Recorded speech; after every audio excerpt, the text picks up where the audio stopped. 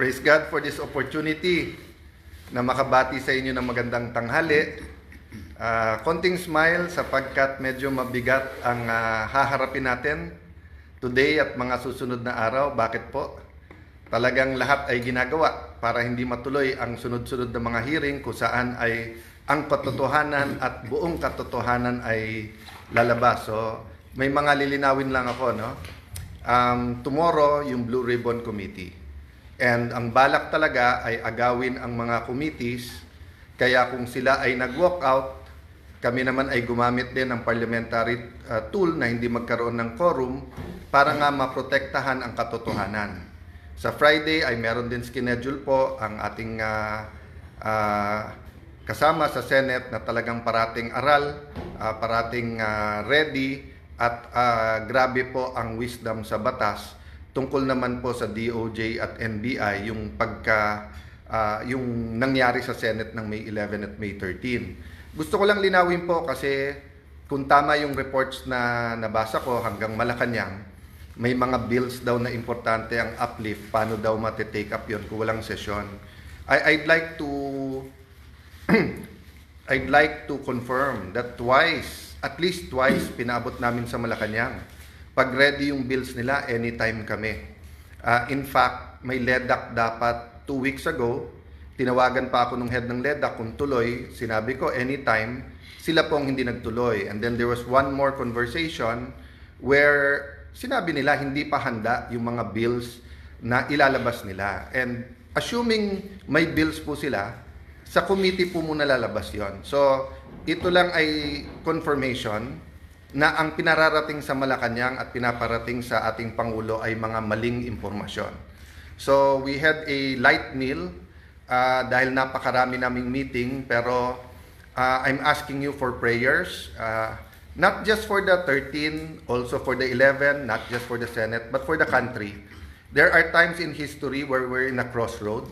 So, minsan kasi sa history, whether ang takbo mo ay 20 kilometers an hour pero 100 kilometers an hour, pareho lang, dadating ka rin doon. May times in history na left or right, there's no wrong decision, it's just what's the better decision. But there are times in history where a country has to make a decision, for example, when it comes to corruption and poverty, and if you make the wrong decision, the next generation will suffer.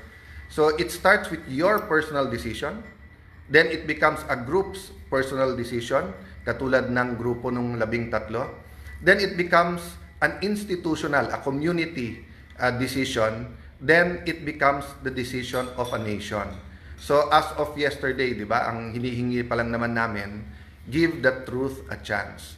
So ngayon, we're asking everyone to pray that matuloy yung mga hearings, no? I'm not saying that every single witness will tell the truth. What I've been consistent with since 2007 nung chairman ako ng Blue Ribbon Committee is that that platform allows us for anyone to testify at makikita po natin yung testimony nung magte-testify. Nagtataka lang ako, bakit umiba ngayon na ilan buwan walang hearing kung kailan may mga bagong revelasyon at medyo mabibigat na yung mga witnesses na nagiging available. Anytime po, may malalaking witnesses din or mayroon din po mga pwedeng biglang magsabi ng totoo, no? So, of course, the man of the hour tomorrow, Senator Dante Marcoleta. Sir, magandang tanghali. Kumusta po kayong lahat, mga kababayan? Ito po, nag-uusap-usap po kami para sa araw ng bukas. Ang gusto lamang namin ay ang inyong total support. Wag po kayong kukurap.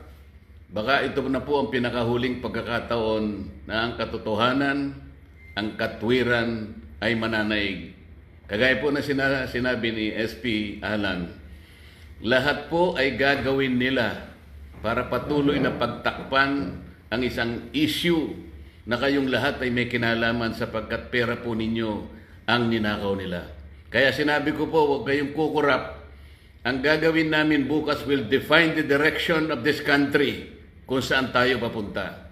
Salamat po sa inyong lahat at sa inyong